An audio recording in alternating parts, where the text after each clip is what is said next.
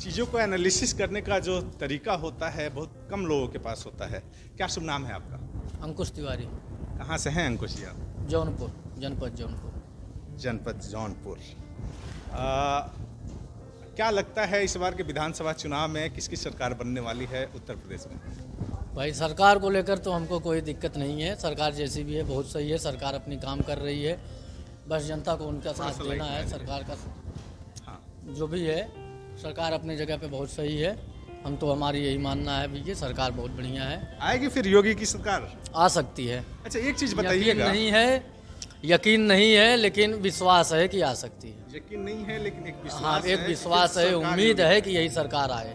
अच्छा, क्या बढ़िया किया योगी ने कि आप कह रहे हैं कि योगी को आना चाहिए? ये हमको तो लग रहा है जिस समय से ये कोरोना काल चल रहा है, योगी से बढ़ के तो हमको कोई नहीं ऐसा नेता दिख रहा है कि जो इस कोरोना काल में जनता का इतना बढ़िया साथ देगा, इतना बढ़िया सहयोग करेगा, जिस हिसाब से ये देश को चला रहे हैं। अच्छा, एक चीज़ बताइएगा तिवारी जी, जैसे जब हम क्षेत्र में थे, भ्रमण पे थे, तो लोग कह रहे थे कि उत्तर प्रदेश में जो ब्राह्मण है वो योगी से नाराज है।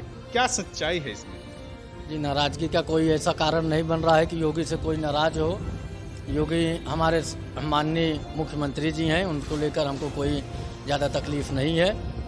तकलीफ़ यह थी कि लोगों की एक जो मानसिकता होती है, लोगों के दिमाग में जो बैठ जाती है कोई बात को लेकर, तो वो बात ब्राह्मणों की कुछ हत्याएं हुई, इनकाउंटर्स हुए जिनको लेकर लोग परेशान हुए, लोगों के दिमाग में एक गलत फहमियाँ हुई कि योगी जी ब्राह्मणों की केवल हत्या करवा रहे हैं, बाकी किसी की नहीं। तो योगी जी सबके लिए सामान्य है, योगी जी ऐसा कुछ भी नहीं है। योगी जी ने सबको सामान्य रूप से देखा है, सबका साथ सबका विकास के एजेंडे को लेकर चल रहे हैं, ये आपका मानना है? जी। जैसे अगर आपको याद हो, योगी जब उत्तर प्रदेश चुनाव के लिए तैयारी कर रहे थे 2017 में, तो उन्होंने कई सारे वायदे किए कि 70 लाख युवाओं को रोजगार देंगे या गन्ना किसानों का जो भुगतान बाकी है वो करेंगे।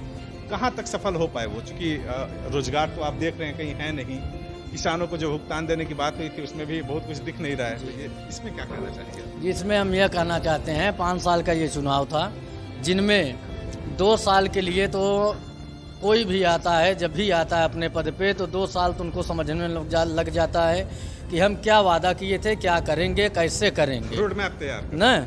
उसके बाद वो अपने कार्य को प्रगति में करते हैं। जब भी वो प्रगति में करने वाले थे कि कोरोना काल आ गया, कोरोना की वजह से लोगों में बहुत तकलीफ हुई, बहुत से लोग ऐसे हुए कि कोरोना काल में मौत भी हुई उनकी, जिनको लेकर योगी ही नहीं पूरी सरकार, पूरे देश परेशान हुए, जिसके कारण ऐसा कुछ नहीं कहा जा सकता कि उन्होंने अपने वादे से हट गए हैं। उसमें परेशान हुए और ये बिल्डिंग चमक रही है भाजपा की। जी, चमक रही है, उसका ये कारण नहीं है कि जनता को परेशान करके केवल बिल्डिंग बनवाई जा रही है, ऐसी कोई बात नहीं है। बिल्डिंग आज बनवाई जा रही है, कल भी बनवाई जाएगी, और कोई भी सरकार आएगी तो बिल्डिंग बनवाएगी। ऐसी ये नहीं है कि हम कह सकते हैं कि केवल योगी बिल्डिंग बनवा रहे हैं, सब कोई बनवाएंगे।